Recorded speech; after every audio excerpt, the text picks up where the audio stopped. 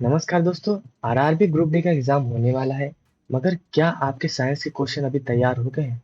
अगर आप सीरियस हो, आपको सिलेक्शन चाहिए, तभी इस वीडियो को देखना, वरना आप इस वीडियो से चले जाओ। अगर आप सीरियस नहीं हो, आपको सिलेक्शन नहीं चाहिए, तो आप ये वीडियो बिल्कुल भी ना देखो। सिलेक्शन लेने वाले ही इस वीडियो को देखें, मैं खास ही राय दे रहा हूँ। वो जो 20 क्वेश्चन है उनके लिए मैंने बहुत मेहनत की है आपके लिए। अभी मैं जो वीडियो बना रहा हूँ, तो वीडियो का मैं टाइम भी आपको दिखा देता हूँ। अभी बज रहे हैं रात के 12 बज के 20 मिनट। रात के 12 बज के 20 मिनट हो रहे हैं और मैं आपके लिए वीडियो बना रहा हूँ, ताकि आपका सिलेक्शन हो सके। ये 20 क्वेश्चन कहीं ना कहीं आरआरबी में रिपीट हुए हैं, तो इन्हीं खास 20 क्वेश्चन को आपके लिए मैं लेके आया हूँ। तो वीडियो स्टार्ट करते हैं। देखो, अगर चैनल पर नए हो तो प्लीज़ चैनल को सब्सक्राइब कर देना, ताकि जो भी ना मैं नेक्स्ट वीडियो डालूंगा वो आप तक पहुंच सके। और वीडियो अच्छी लगे तो वीडियो को लाइक भी कर देना, ठीक है। तो सबसे पहले हम स्टार्ट करते हैं क्वेश्चन 1 से। क्वेश्चन 1 हमारा कह रहा है कि प्रकाश प्रकाश संश्लेषण में ऊर्जा प्रकाश ऊर्जा को किस प्रक्रिया से विस्थापित किया जाता है? ठीक है, किस प्रक्रिया से विस्थापित किया जाता है? तो इसका सही आंसर आपको खुद पता होगा। अगर नहीं पता है तो एक बार आप देख लो कि क्या आंसर है। इसका आंसर है फोटोलिसिस। फोटोलिसिस से जो होता है कि प्रकाश ऊर्जा को विस्थापित किया जाता है। अब नेक्स्ट क्वेश्चन देख लेते हैं। इसकी पीडीएफ भी मैं आपको प्रोवाइड कर दूंगा। अगर आपको पीडीएफ चाहिए होगी तो ये टेलीग्राम चैनल है हमारा, द विक्टेडा नाम से, आप वहां पर इसको ज्वाइन करके वहां इसकी पीडीएफ भी प्राप्त कर सकते हो, ठीक है। तो नेक्स्ट हमारा क्वेश्चन है कि एक परमाणु के अंदर एक इलेक्ट्रॉन की संपूर्ण ऊर्जा है कितनी होती है? एक इलेक्ट्रॉन के अंदर संपूर्ण ऊर्जा कितनी होती है? तो आपको इसका आंसर अगर आ रहा तो एक बार आप खुद से आंसर दे लो, ताकि मैं कुछ देर बाद आपको आंसर बताऊं। तो इसका सही आंसर है शून्य से कम।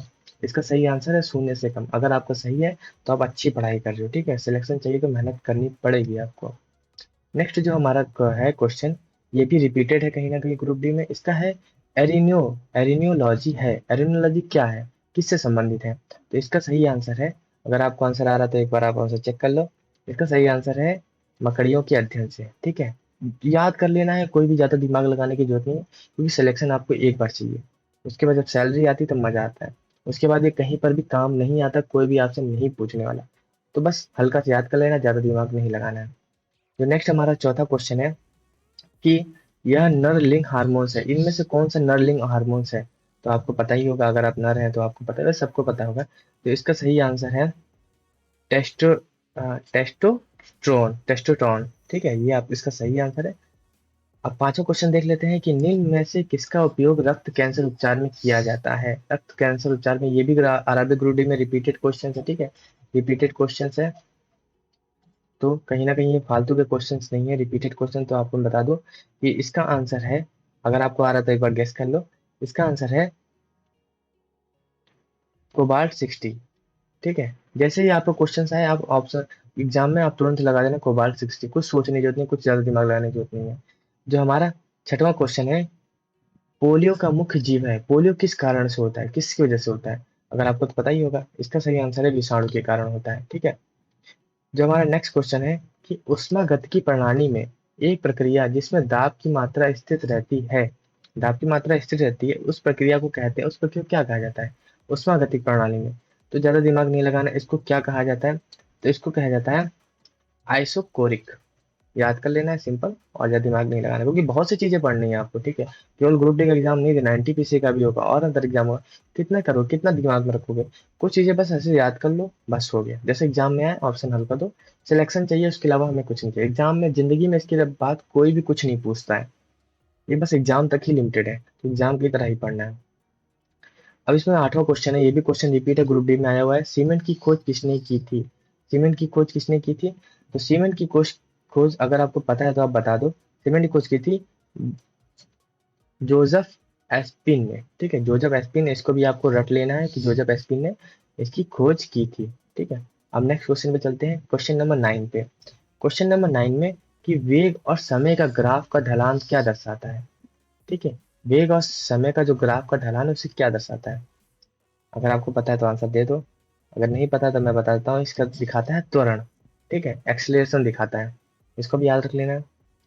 ये सब सीधे क्वेश्चन आए हैं ग्रुप डी में, ठीक है। रिपीटेड क्वेश्चन है, कहीं भी नए क्वेश्चन नहीं है, ठीक है।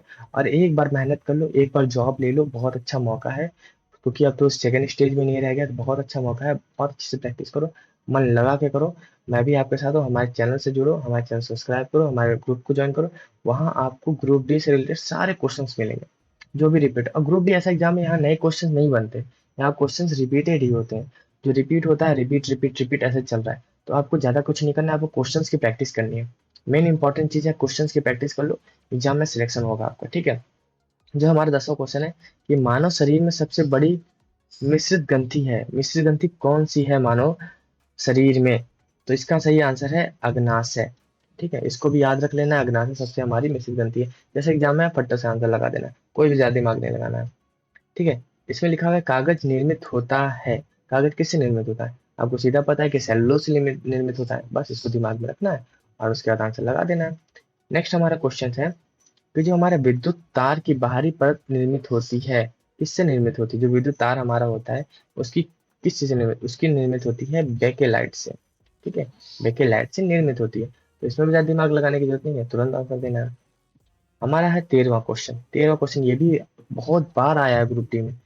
प्रकाश का वेग होता है, क्या होता है? इसमें कंफ्यूज हो जाते हैं लोग मीटर प्रति सेकंड में। तो इसका इसका सही आंसर होता है 3 × 10⁸ मीटर प्रति सेकंड। ठीक है, ये इसको ध्यान रखना है, मीटर परसेंट 3 × 8 मतलब 3 × 10⁸ 8, 3 × 10⁸ 8 मीटर प्रति सेकंड। ठीक है, ये होती है प्रकाश का वेग। तो ध्यान रखना है, घबराना नहीं है इसमें। और इसमें आपको ध्वनि का भी पूछा जाता है, तो वो भी आपको याद रखना है। ठीक है, 14 क्वेश्चन है, 14 नंबर में है कि लोहे धातु में जंग लगने के लिए वायु में इन दोनों की आवश्यकता होती है।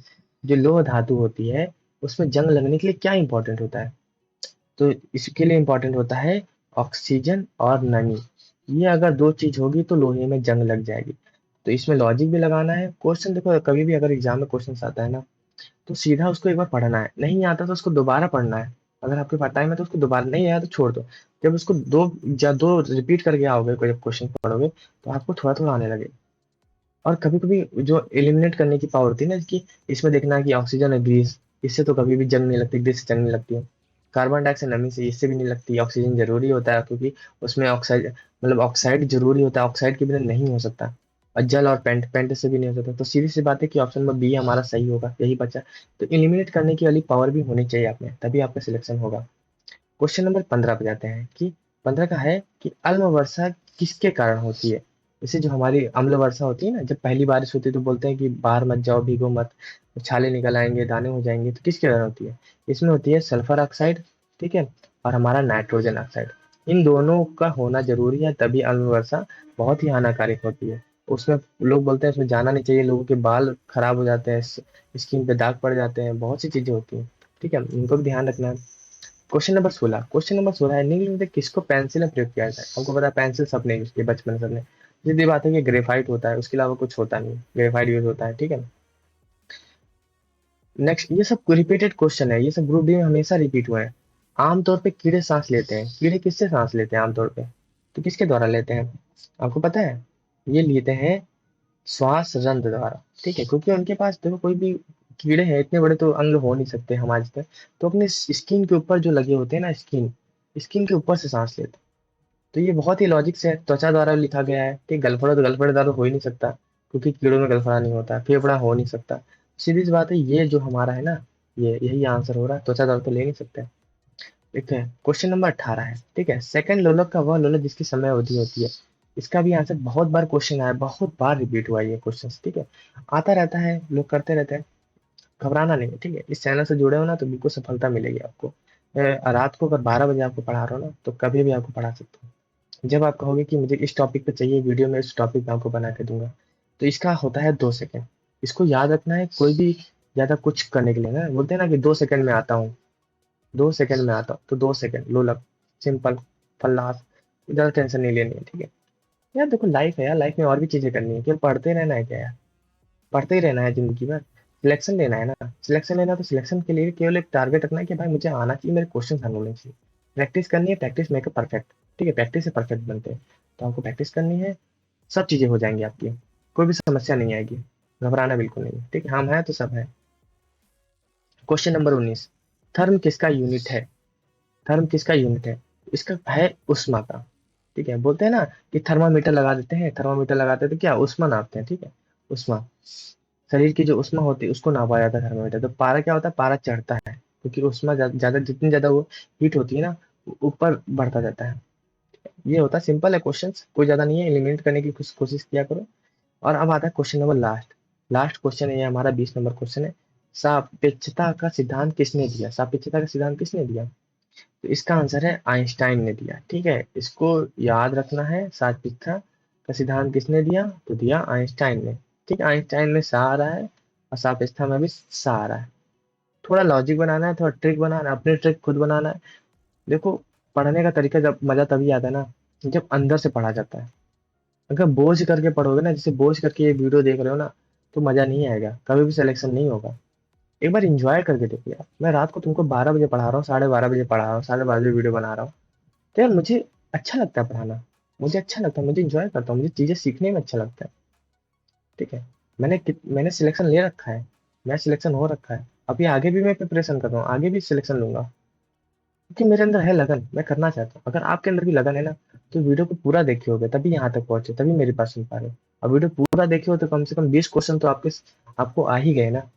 20 क्वेश्चन कहीं ना कहीं रिपीट किए ना आपने, इससे कहीं ना कहीं कुछ तो फायदा हुआ, 1% ही फायदा हुआ ना। ऐसे कम समय में आपको ज्यादा से ज्यादा चीजों को रिपीट करना है। ग्रुप डी का एग्जाम बहुत जल्दी होने वाला है, ज्यादा समय नहीं है, बहुत बड़ा कंपटीशन है, बहुत लोग हैं, मेरिट काफी हाई जाने वाली है। ठीक है, तो उसके लिए बहुत प्रैक्टिस करने की जरूरत है।